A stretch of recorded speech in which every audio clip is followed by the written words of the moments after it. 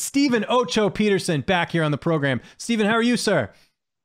I'm really good, man. Thanks for having me on, James. I've been busy in the gym, out of the gym, just full life, trying to capitalize on every opportunity. And here we are, another fight night, February 5th. I'm grinding. I'm ready to get in there and do my thing again.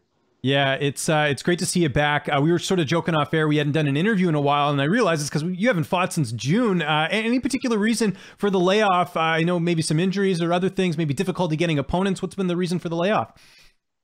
Yeah, really just haven't been calling anybody out. I got called out by this guy. I was looking for, I want to just live life.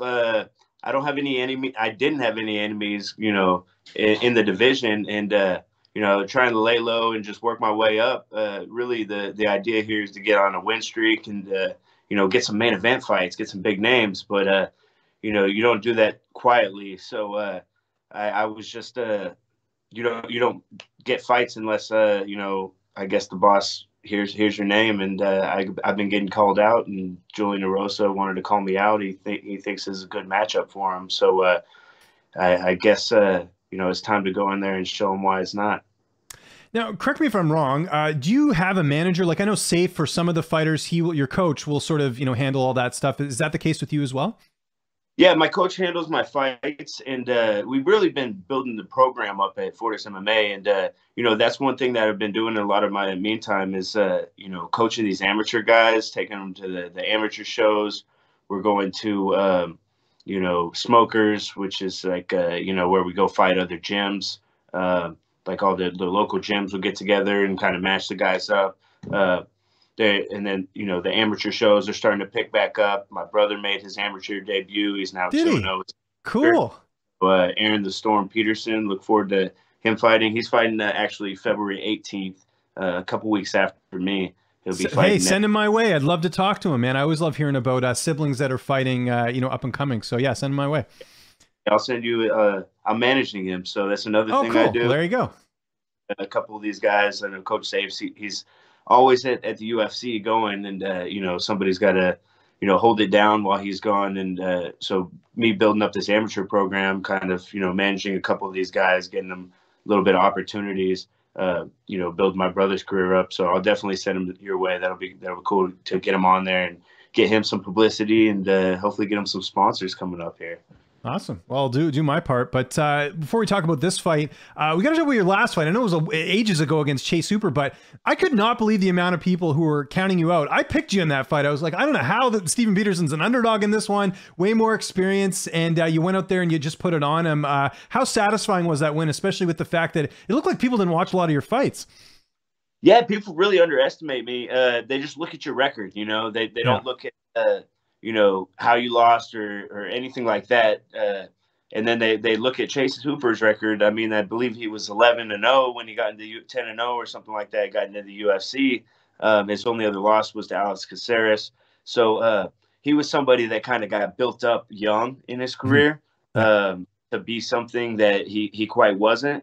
And, me going in there, I was like, I felt like I could have finished him in the first round. I just had to really be smart in that fight and not do anything, not lose my temper, not lose my focus, and just kind of play the game a little bit. And I nullified his game, was able to outclass him in all areas. It wasn't the type of fight where you just go in there and you go to war. I mean, I couldn't even afford. If I would have hurt that kid, it would have looked even worse. So it would have been. I honestly kind of felt a little bad for him. I felt like he was a little bit out of his league. I've been in there with some of the best guys, best competition I could fight young in my career, and he didn't have that type of career. He got built up real nicely, and he was in deep water with a shark. Yeah, and also, I mean, we have to point out, he is sort of like a fan favorite. He was doing some work for UFC Fight Pass. So I'm sure that played into it as well, because people like him on social media. But again, you got to look at the fights. I mean, even fight that comes to mind for you, a tough fight that you had early on. I remember when you fought Higo in LFA. Like, you've had those reps so early on in your career that when you got to the UFC, you were ready and prepared. I mean, we had been doing interviews for years, and we sort of knew that, right? So yeah, man, my third pro fight, I got crap beat out of me by an old, like a 36-year-old man. He had that grown man strength, and I was a kid, 18-year-old kid wilding out. So, I learned those lessons and got hardened early on in my career. And Chase, he had, a lot of technical skills. I mean, the kid was jiu-jitsu ace. I mean, no lie, but I've gone with jiu-jitsu aces. There's nobody that I feel, I don't feel out of place with anybody on the ground. I feel like I can swim with the best, and I am one of the best. Let's talk about Julian Erosa here. 26-9 record, but I think one of the big things with him is he's a big guy for the division. How do you feel like you match up against him here? I feel like I match up really well. He thinks, since some of these other guys have been able to use their range and be tricky with me, that he's going to be able to do that. But that's not going to be the case. I'm filling into this vision. I'm a big 45er as well. I'm going to come in there. I'm going to put the heat on him. There's no doubt I'm going to go in there and take him out. I mean, we're not going to decision.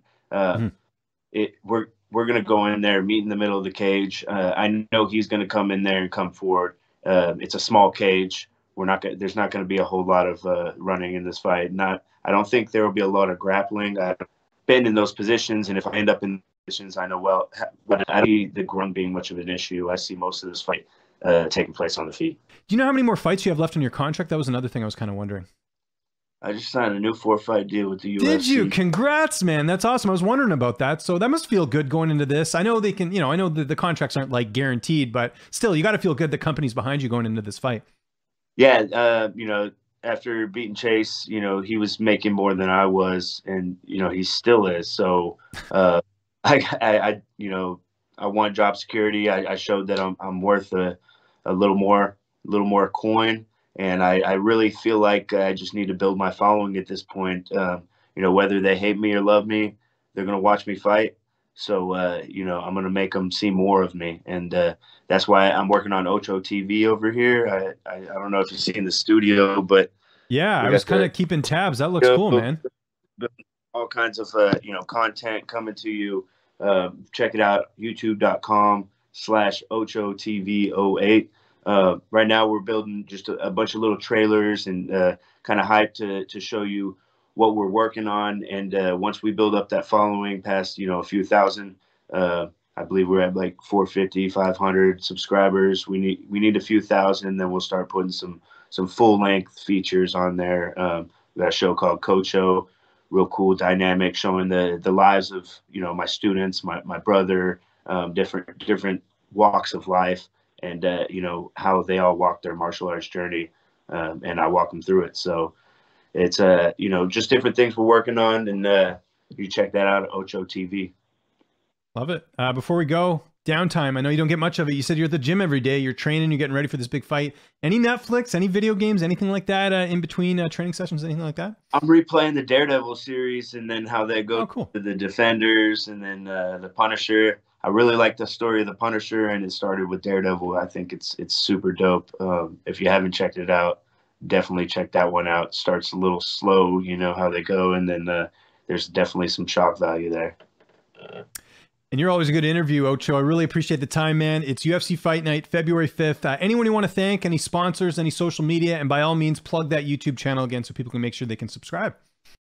Yeah, I want to thank everybody that supported me up to this point, the fans, my coaches. I mean, I have multiple coaches, Coach Safe, Coach Tony Mack, Coach Zach, I mean, the Rons, all you guys. I don't want to leave anybody out, but, all my training partners, the guys that kind of let me beat them up for this, Stephen Wynn, Fernie Garcia, Miles Johns, Damon Jackson. I want to thank my sponsors, Hutchins Barbecue, Texas Solar Brokers, Door to Door, Shuttle, Dank Vodka, the first terpene vodka. You can check it out. You can get it at Specs or Total Wine. Let's see, New Lifespan. You can check them out at ochomma.com. You go down there, check out their products, real good neurotropic products, stuff like that. Tenfold, a really good pre-workout that I use as well. Chandler Cabinets and CWL.law. Sorry, I got a long list there, but all good, man. We got plenty of time. Bills, so I got to give them the plug. and then check out my YouTube channel, youtube.com/OchoTV08.